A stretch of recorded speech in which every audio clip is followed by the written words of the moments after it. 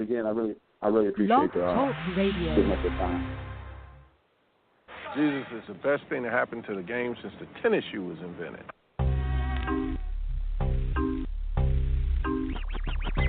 On the outside, lace up. The world I face up. The score on anybody. It's war on everybody. The new guys come in bloodshot between the eyes. As long as they selling that merchandise. And what goes in, don't come back. The color might be green, but it's also black. And red, I know many heads that spent bloodshed. Cursed in Converses, dead in broke heads. Not every time Dick, Harry, or Joe Smith skipped the small beans, ponies, and K-Swift. High school and college coaches getting dollars with kickbacks and scholarships. Them slave shit. Converses for the pro, kids with Fila. Reebok, Nikes, New Balance, my Adidas. Ain't part of that clique. Spinning on the channel on kicks. BS in the politics. Converses for the pro, kids with Fila. Reebok, Nikes, New Balance, my Adidas. Ain't part of that clique. Spinning on the channel on kicks. BS in the politics. Politics of them sneaker pimps. Politics of them sneaker pimps. Politics of them sneaker pimps. Politics of them sneaker pimps. Politics of them sneaker pimps. Politics of them sneaker pimps. Politics of them sneaker pimps. Hey.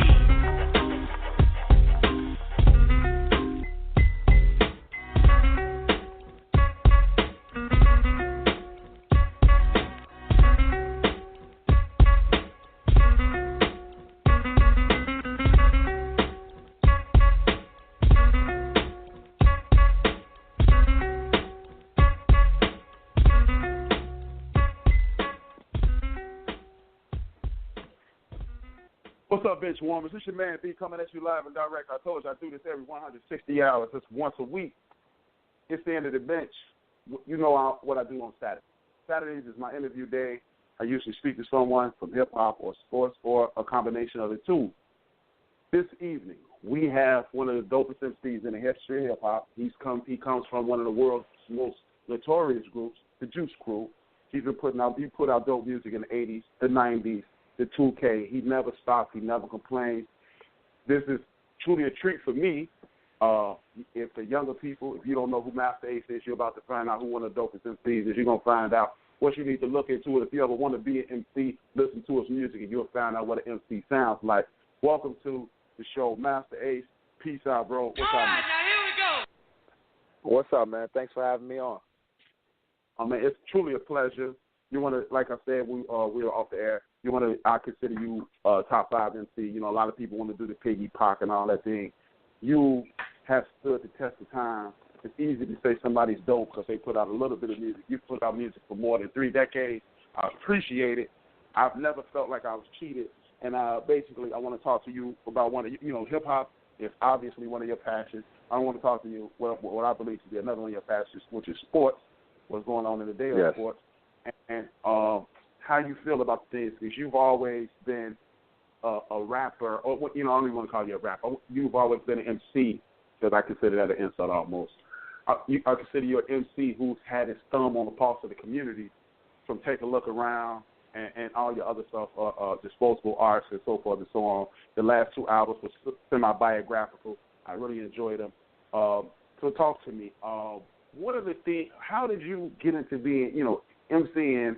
How did you decide, hey, this is what I want to do?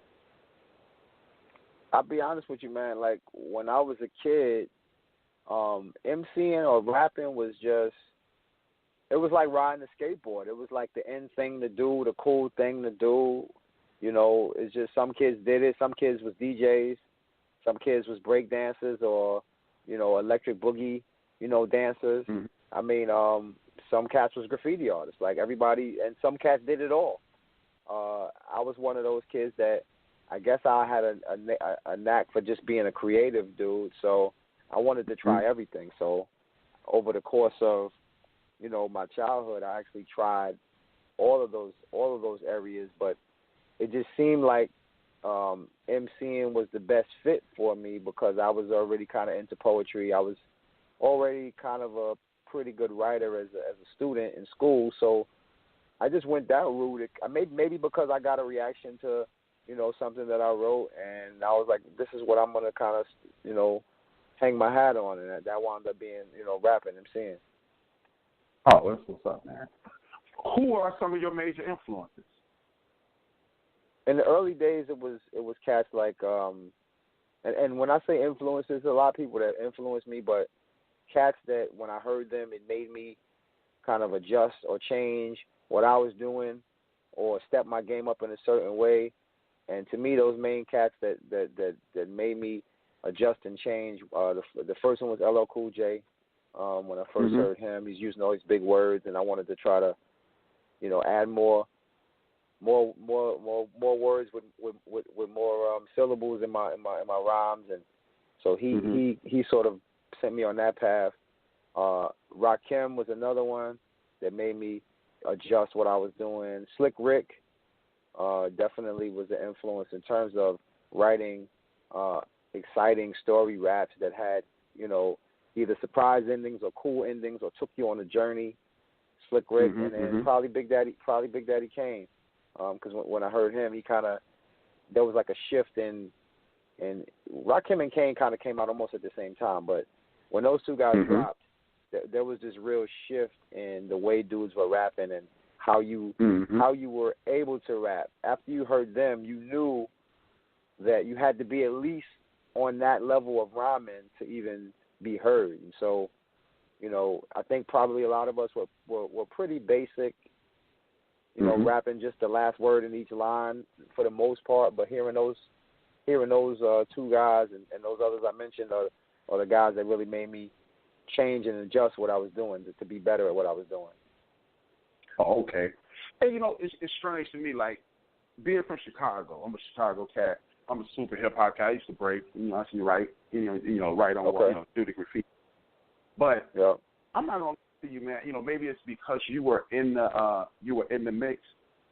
Being an artist never even crossed my mind, because when I heard cats like you, as you spoke about Rakim and Kane and KRS and the rest of the guys that come from your era, it was like, I can't do that. You know what I mean? It was like, how do you do that? Did those thoughts ever cross your mind? Because of course you hear it, I wish I could do that, and then you may try, but I remember writing down things and going, nah, this not this. I can't do what they're doing. So I'm gonna go another route. So I pick, of course I DJ and things of that nature, but how do you get the confidence to say, hey, I can do it? Or when did you get the confidence to say that? What happened? Well, for me, rapping was the one thing. When I heard those guys and as dope as they were, I said I could do that. It wasn't that way with graffiti. When I saw the burners, these cats was putting up on trains and all that, I was like, I can't. I'm never gonna get that nice. And when I started off DJing, and then all of a sudden, dudes started doing this Transformer scratch, and I was like, I can't do that. I tried. It ain't gonna happen. So I left DJing alone.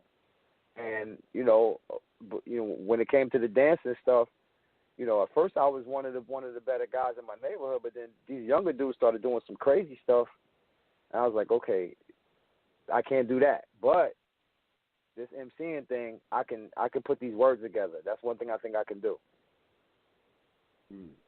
And that's crazy to me, because I was just the opposite. I was nice on the drawing.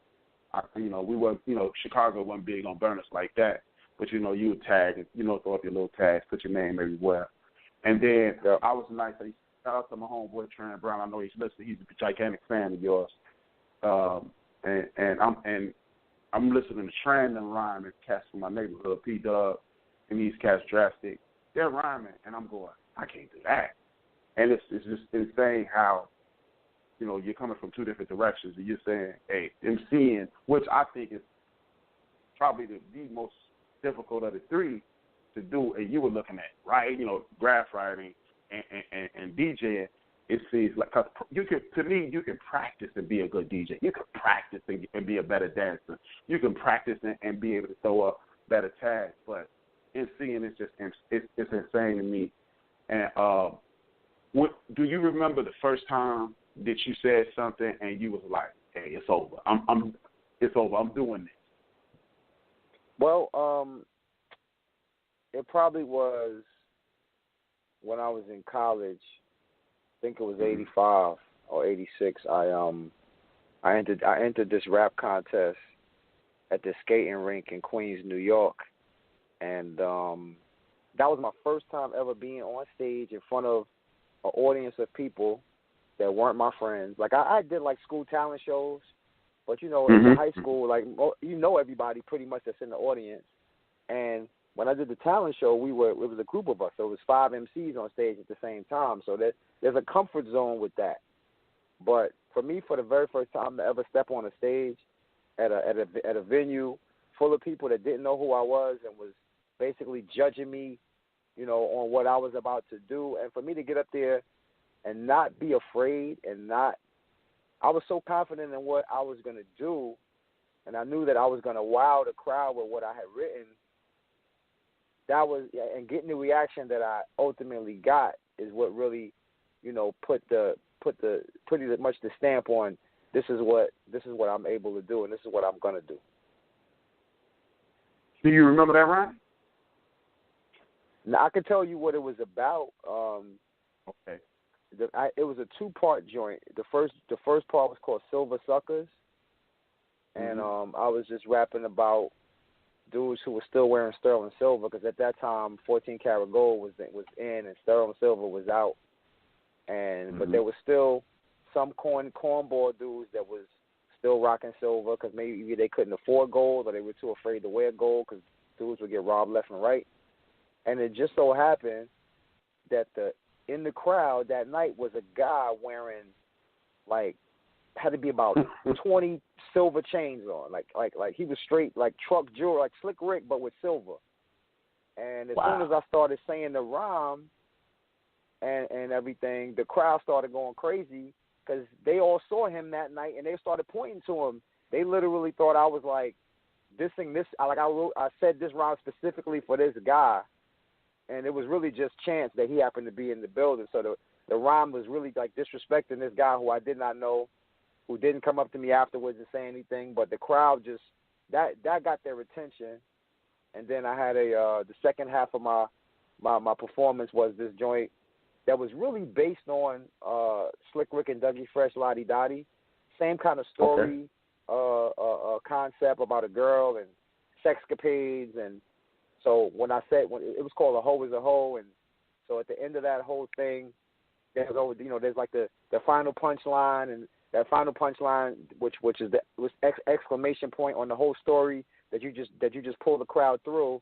Everybody went crazy, and that was it. Like nobody who went before me or after me got anywhere near that amount of cheering because of the punchlines, because of those the way the story ended. They were surprised by the ending. But I had them, as I was saying the rhyme, I could tell I had them like on every word. They were like, "Where's the story going? Where's the story going?" And boom, I hit them with that last line. Everybody's like, "Oh!" All right. That's dope. And you know what, man? As much as I've listened to your rhymes, and as much as I've enjoyed them, now that you said it, there is an element of Slick Rick to your style. And you can, like Jack B. Nimble, and Take a Look Around, other side of town. And and as much as I've listened to your music, I've never put the two together, which is flat out insane. But because what are some of your other cats? You got to try to make anything you're doing, anybody's influencer, you got to still try to make it your own, and you don't want to sound like you're a carbon copy of another MC. But Slick Rick definitely had influence because of his dope stories. Yeah. I mean, man, I and your stories are so vivid. One of my favorite joints is The Other Side of Town. I played that like 2 weeks ago, and it's still and Together is another song that I've always enjoyed. So yeah, I mean, and as much as I've listened to those songs over the years, I've never ever I've never said, "Hey, Slick Rick, Masta Ace," because it was just I always saw you as just a different type of dude, and like you said, you made storytelling your own. So I've never put them together, which is a tribute to you and your style. What are the other interests that you've had coming up the years that have influenced you and helped you with your rhymes? My neighborhood, definitely growing up in Brownsville, Brooklyn, in the projects, my surroundings, coming up that way, coming up with not a lot of money, coming up around a lot of poverty. There was always a lot of fights and stuff like that, but, you know, that rough upbringing is what